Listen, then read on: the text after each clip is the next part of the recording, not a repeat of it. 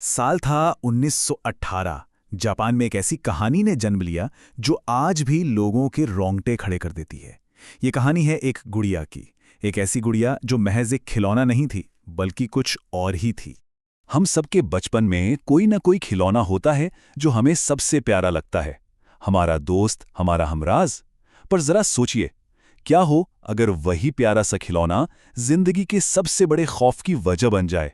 तो ये कहानी शुरू होती है 17 साल के एक लड़के इकिची सुजुकी से। इकिची की एक छोटी बहन थी, किकुको, जो बस 4 साल की होने वाली थी, और अपने प्यार का इजहार करने के लिए इकिची उसे एक बहुत ही खास तोहफा देना चाहता था। देखिए, उनका परिवार अमीर नहीं था, हालात काफी मुश्किल थे।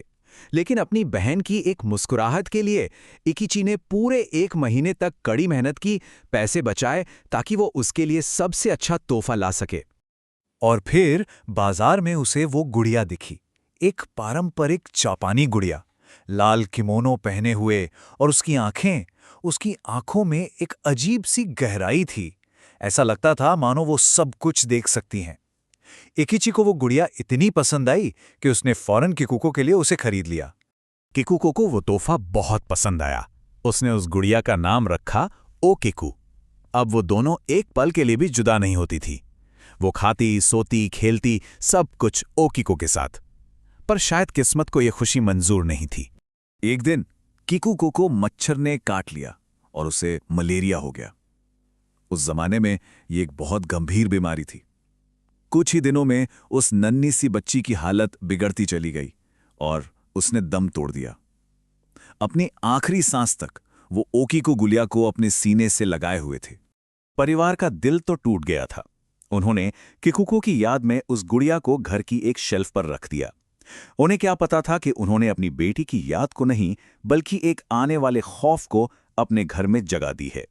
पहले तो सिर्फ रात में किकू की हल्की हंसी और फुसफुसाने की आवाजें आती थीं। फिर कुछ हफ्तों बाद किकू की बनाई हुई सारी ड्राइंग्स जमीन पर बिखरी मिली, और गुड़िया ठीक उनके बीच में थी।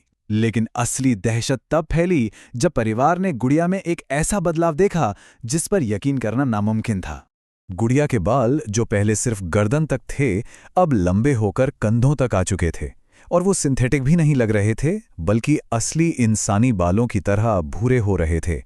ये देखकर इकिची की मां घबरा गईं और उन्हें कैंची से बाल वापस छोटे कर दिए, और शायद ये उनकी सबसे बड़ी गलती थी। उसी रात मां को एक भयानक सपना आया। सपने में किकुको रो रही थी कि उन्होंने ओकिको के बाल क्यों काटे, और देखते ही देखते किकुको का चेहरा गुस्से से बदलकर ओकिको गुड़िया जैसा हो गया। मां की नींद खुली तो वो चीख पड़ी। वो गुड़िया, ओकिको, सच में उनकी छाती पर बैठी थी। अब तो डर की सारी हदें पार हो चुकी थीं। परिवार समझ गया था कि ये कोई मामूली गुड़िया नहीं है। एक रात उन्होंने हिम्मत करके एक फैसला किया। इकिची के पिता उस गुड़िया को घर से दूर एक मैदान में ले गए और उसे जमीन में गाड़ दिया। उन्हें लगा, चलो अब ये मुसीबत हमेशा के लिए टल गई। लेकिन वो गलत थे। उसी रात दरवाजे पर जोर जोर से कोई दस्तक देने लगा, और बाहर से किकुको के रोने की आवाज आ रही थी। जैसे ही पिता ने दरवाजा खोला, उनके होश उड़ गए। सामने ओकिको गुड़िया खड़ी थी, और इससे पहले कि वो कुछ कर पाते, गुड़िया के बाल अचानक बढ़ने लगे और उनकी गर्दन से लिपटकर गला घोटने लगे। तभी घबराहट में इकिची जोर से चिल्लाया, किकुको, और बस गुड़िया वहीं बेजान होकर गिर पड़ी। 1 दिन, 2 दिन, 1 महीना नहीं, उस परिवार ने उस खौफ के साथ पूरे 20 साल गुजारे। पूरे 20 साल। वो जब भी उस गुड़िया से पीछा छुड़ाने की कोशिश करते, वो और भी ज्यादा भयानक रूप लेकर लौट आती। आखिर में 20 साल बाद परिवार पूरी तरह हार मान चुका था। उन्होंने उस गुड़िया को जापान के मन्नेंजी बौद्ध मंदिर के भिक्षुओं को सौंप दिया, और तब से लेकर आज तक वो गुड़िया वहीं है। लेकिन कहानी यहीं खत्म नहीं होती। आज भी लगभग 100 साल बाद वो गुड़िया उसी मंदिर में है। लोग उसे देखने जाते हैं, पर उसकी फोटो खींचना मना है।